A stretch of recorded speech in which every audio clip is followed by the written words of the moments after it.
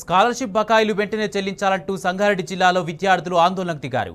విద్యాశాఖ మంత్రి పదవికి సీఎం రేవంత్ రెడ్డి అనర్హుడని అన్నారు. వెంటనే రాజీనామా చేసి ఆ శాఖను అర్హులైన వారికి అప్పగించాలని పీడీఎస్యూ డివిజన్ అధ్యక్షుడు మహమ్మద్ ఇస్మాయిల్ డిమాండ్ చేశారు. సంగారెడ్డి జిల్లా జహీరాబాద్ పట్టణంలో ఆచార్య డిగ్రీ కళాశాల దగ్గర సీఎం డౌన్ డౌన్ అంటూ ప్రధాన రహదారిపై భారీ ర్యాలీ నిర్వహించారు విద్యార్థులు. ఆ ఆందోళనలో 2000 మంది విద్యార్థులు పాల్గొన్నారు.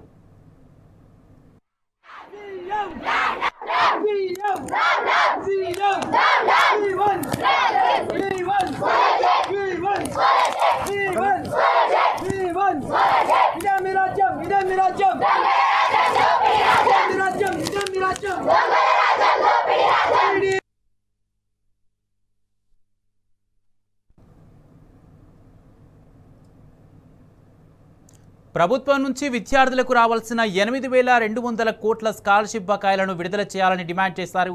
ఫీజు రియంబర్స్మెంట్ రాకపోవడంతో ఎస్సీ, ఎస్టీ, బీసీ, మైనారిటీ విద్యార్థులు ఆర్థిక ఇబ్బందులు ఎదుర్కొంటున్నట్టు ఆవేదన వ్యక్తం చేస్తున్నారు.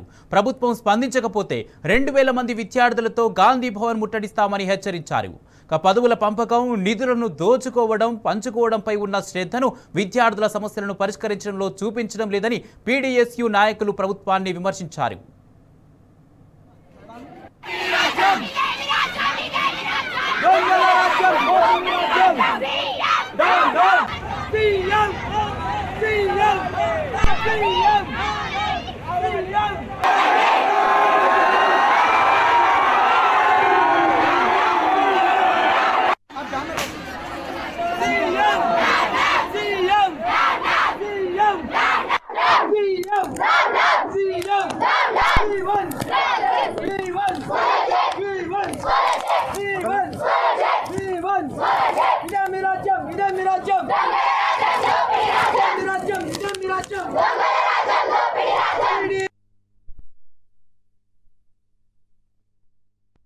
హైదరాబాద్ పీడీఎస్యూ డివిజన్ అధ్యక్షుడిని.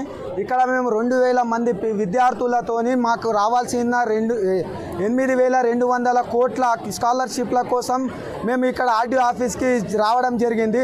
ఈ ప్రభుత్వం తక్షణమే మాకు రావాల్సిన నిధులను విడుదల చేయాలని కోరుకుంటున్నాము. లేదా అంటే ఈ ప్రభుత్వానికి హెచ్చరిస్తున్నాము. ఇక్కడ ఉన్న 2000 మంది విద్యార్థులతోని గాంధీ భవన్కైనా ముట్టడిస్తాము అని ప్రభుత్వానికి హెచ్చరిస్తున్నాము.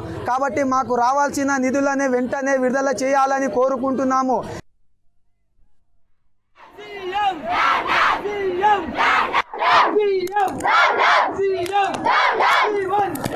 CM